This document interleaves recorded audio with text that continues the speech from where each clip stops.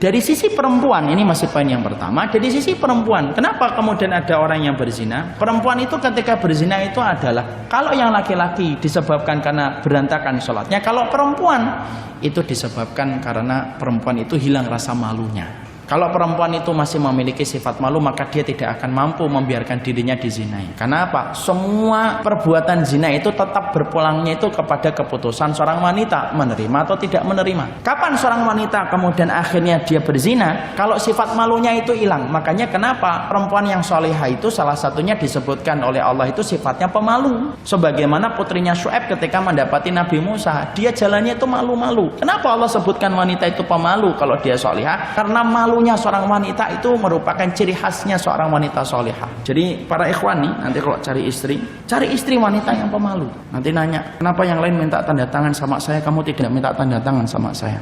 Saya malu. Karena apa? Kalau sifat malunya sudah hilang, itulah akhirnya wanita yang akan menentukan proses perzinahan terus berlanjut. Sekali lagi Pak, sekali lagi Bu, perzinahan itu tetap yang bisa mengatakan iya dan tidak, tetap posisi wanitanya yang menentukan. Wanita yang ngomong enggak akan terjadi. Kalaupun terjadi maka perkosaan, wanitanya enggak dosa. Dan wanita itulah yang kemudian kenapa dalam Islam itu harus dididik rasa malu. Beda dengan pendidikan orang kafir. Kalau pendidikan orang kafir itu bagaimana menjadikan wanita itu tidak memiliki malu. Makanya dibuat kontes kecantikan, dibuat Miss World, Miss Universe, Miss yang lainnya. Itu kemudian cuma satu, yaitu adalah bagaimana mengambil sifat malu yang ada pada kehidupan wanita, diambil. Kalau sudah diambil, kerusakan wanita itu dimulai ketika mereka sudah rusak wanitanya. Padahal sudah sering saya sampaikan berkali-kali ya, peradaban dan kemenangan itu dimulai ketika wanitanya itu benar. Kenapa? Karena rahim yang taat akan melahirkan janin yang taat, dan pahlawan Islam itu tidak pernah jauh dari rahim yang taat kepada Allah. Kenapa orang kafir itu selalu membidik serangan mereka itu kepada kaum wanita muslimah dulu? Karena mereka tahu kalau wanita muslimahnya sudah bengkong, yang dilahirkan pun bengkong. Makanya kalau para wanita Islam itu tahu bagaimana kekuatan yang dimiliki oleh mereka itu, maka mereka pasti itu akan menjadikan seluruh kekuatan mereka untuk Islam. Maaf ya Pak dan Ibu, perempuan itu baru punya anak banyak aja ditakutin musuh. Kalau tidak percaya, tanya sama wanita Palestina yang rata-rata itu ditakuti sama Zionis Israel. Saya tuh dulu waktu di pondok sering bertanya, kenapa ya Rasulullah itu mengatakan dalam satu hadis wanita penduduk surga itu yang banyak anaknya? Kenapa ya Rasulullah itu sempat mengatakan fa ini mukatsirum bikumul umam yaumal qiyamah? Saya itu berbangga-bangga dengan umat yang banyak. Saya baru dapati jawaban yang paling realistis dan logis menurut saya masuk. Saya tetap mengimaninya pertama kali walaupun saat itu belum ketemu. Tapi akhirnya ketemu jawabannya ketika membaca tentang masalah Palestina dan negara Zionis Israel. Zionis Israel itu frustasi menghadapi Palestina itu bukan hanya karena frustasi menghadapi Hamas, tapi Zionis Israel itu frustasi menghadapi bangsa Israel itu salah satunya karena dia frustasi menghadapi demografi masyarakat Palestina yang sangat tinggi. Kelahiran anak di Palestina itu tinggi, hampir sama dengan Cina, hampir sama dengan India. Cuma tidak diberitakan aja karena Palestina negara yang tidak diakui. Rahimnya wanita Palestina itu subur dan membuat frustasi itu masyarakat Israel itu. Mereka bunuh 3 satu rumah, lahir 6. Buang sono 7 mati, lahir 12. Sampai kan kita pernah mendapati kan ada seorang wanita Palestina punya bayi kembar 3. Bingung kita, bayi kembar 3 dalam satu perut. Makanya disitulah saya baru paham, oh pantas Nabi itu bangga dengan umatnya yang banyak. Kenapa? Umat yang banyak yang dilahirkan wanita yang memiliki putra-putra yang banyak itu semuanya nanti bermanfaat untuk memikul beban agama ini supaya lebih ringan ketika dipikul sama orang yang beriman itu banyak. Masya Allah ya. Perempuan baru ngelahirin doang ditakutin. Padahal cuma ngelahirin, punya banyak anak itu ditakutin. Makanya kemudian dijadikan kita itu nggak boleh juga anaknya suatu aja, 2 aja kan gitu. Sampai dijadikan orang itu hari ini itu kalau ada wanita punya banyak anak itu malu. Kan berhasil itu programnya itu. Makanya perempuan sekarang kalau punya banyak anak kan rata-rata malu. Anaknya berapa Mbak?